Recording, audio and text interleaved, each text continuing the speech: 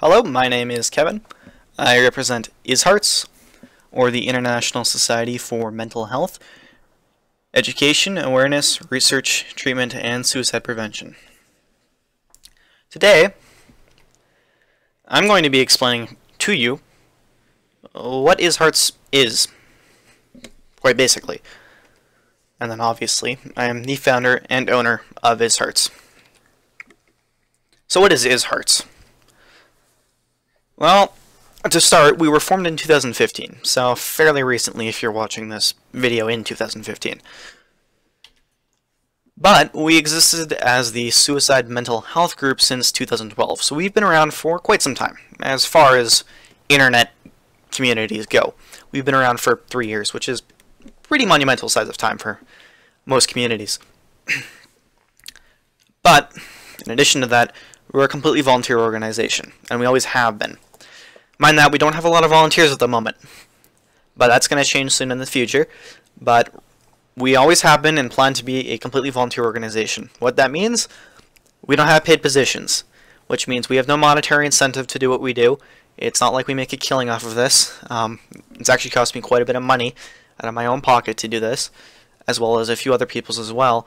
So we put in a lot of time and a lot of effort and also a lot of money into doing this, and it's completely volunteer. It's because we love what we do and we love helping people. With that in mind, it's very hard to do because we don't have a lot of people right now, which, as I said before, we're changing very soon. So what do we do? Like, what is ISHEARTS? Most of you saw, if you've been around for a while, the Suicide Mental Health Group, which has been standing for 3+ years and has now been dissolved and changed into ISHEARTS. So what is ISHEARTS and what do we do? Well, first and foremost, we reach out to those who are in need of help via email and on Google+. As you may have noticed, Max, which is our second and only other volunteer staff member at the current moment, is currently reaching out to people on Google+ and offering up emails and contact information so that we can get in touch with people who might need help as best as we possibly can. With that in mind, we're obviously limited in manpower, but we expect to do our absolute complete best. Now that I've got another helping hand, we can now help way more people. We will also plan to conduct research on topics related to mental health.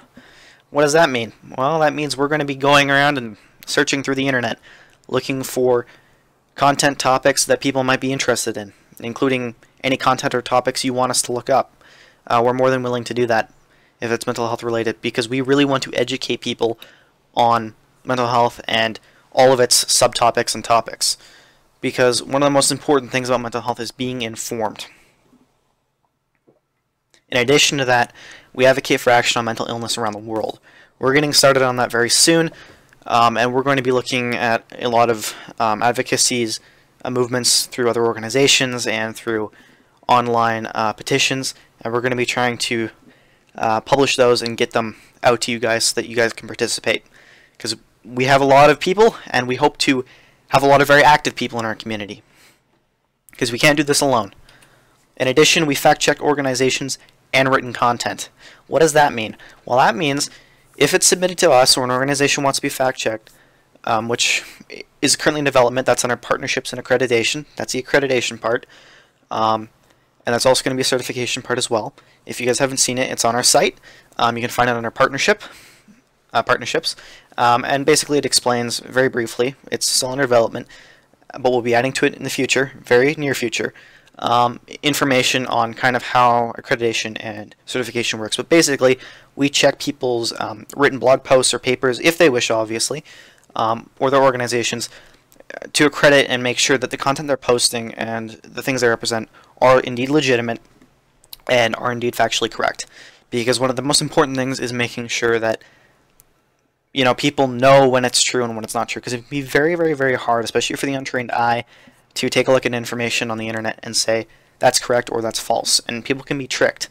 And unfortunately it happens. Sometimes it's benevolent by the person who's published the paper. They didn't care to read something, or they just took what they thought was common fact and turns out it was not common fact at all, but instead a common myth. And it happens, unfortunately.